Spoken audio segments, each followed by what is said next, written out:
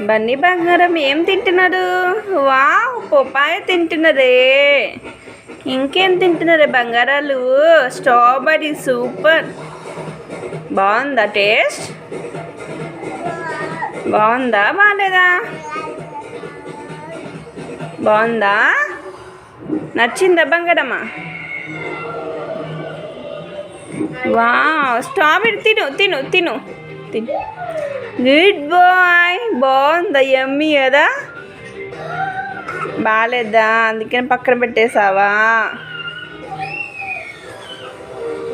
ఓ, papaya నచ్చిందంట మా బన్నీ గానికి. చూడండి ఫ్రెండ్స్.